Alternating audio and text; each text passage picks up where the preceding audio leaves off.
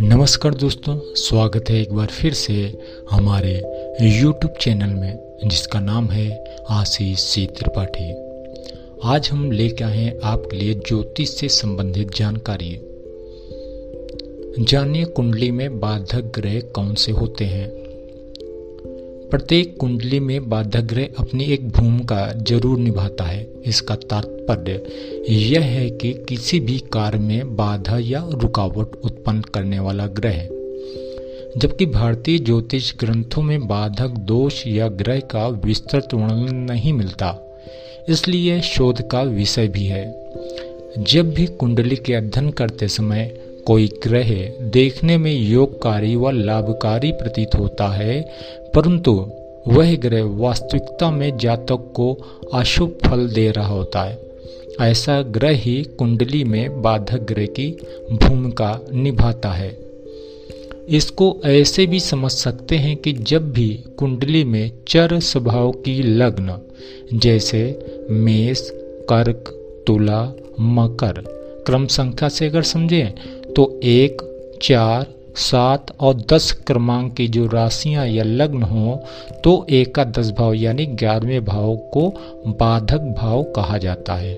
और यह स्थित राशि के स्वामी ग्रह यानी इस भाव पर जो भी राशि स्थित होगी उसका स्वामी ग्रह को बाधक ग्रह कहते हैं। जैसे मेष राशि के लिए बाधक भाव हुआ 11वां भाव और यह राशि कुंभ है। कुंभ राशि के स्वामी शनि हुए, अर्थात मेष लग्न के लिए बाधक भाव 11वां और राशि कुंभ होने से उसके स्वामी बाधक ग्रह शनि हुए। ऐसे ही जन्म लग्न में स्थिर राशि वृष, सिंह, वृश्चिक, कुंभ अर्थात क्रम संख्या में दूसरी राशि, 5वीं राशि, 8वीं व 11वीं राशि जो हैं वो स्थिर राशि कहलाती हैं। कुंडली में नवम भाव बाधक होगा, यानी कि स्थिर राशि में कुंडली का नवम भाव बाधक होगा। वह इसमें स्थित राशि स्वामी ग्रह बाधक ग्रह रहता है।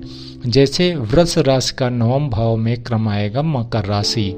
मकर राशि के स्वामी हुए शनि, यानी शनि ग्रह यहाँ पर बाधक होंगे और बाधक भाव होगा नवम भाव। अब आती है बात तीसरी, जो होती हैं द्विस्वभाव राशियां।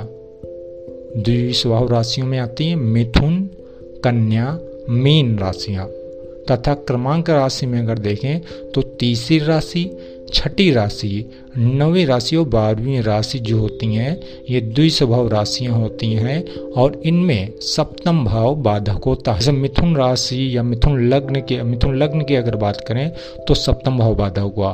और क्रम राशि यहाँ पर आती है मकर और मकर के स्वामी हुए गुरु, तो यहाँ पर गुरु ग्रह जो हैं वो बाधक कहलाएंगे और सप्तम भाव बाधक भाव कहलाएगा। अब बाधक ग्रहों की दशा अंतरदशा में यह ग्रह अशुभ फल प्रदान करते हैं, जैसे रोग, शोक, हानि, अपयश और दुख देते हैं। यह परिवार से वियोग का भी कारण बन सकते हैं, अर्थात इनकी दशा अंतरदशा जब आएगी तो जातक अपने परिवार से दूर जा सकता है। ज्योतिषियों के अनुसार बाधक ग्रह तब प्रबल होता है जब वह छठे भाव के स्वामी से युक्त हो। ऐसे जातक शत्रु द्वारा आर्थिक, दैहिक, सामाजिक रूप से कष्ट भोगता है। बाधक भाव के स्वामी की अपने भाव से केंद्र या त्रिकोण में स्थित होने पर वह बलवान हो जाता है और ऐसी अवस्था में बाधक ग्रह का दोष थोड़ा बढ़ जाता है। वहीं अगर अशुभ स्थान तीसरे, छठे, 8वें, 12वें में बाधक ग्रह स्थित हो तो वह थोड़ा निर्बल होगा। ऐसे अवस्था में उसका प्रभाव बहुत हद तक कम हो जाता है। अगर आप भी अपनी कुंडली में बाधक ग्रह को समझना चाहते हैं तो किसी योग्य ज्योतिषी से अपनी कुंडली का विश्लेषण कराने के बाद ही किसी निष्कर्ष पर पहुंचें।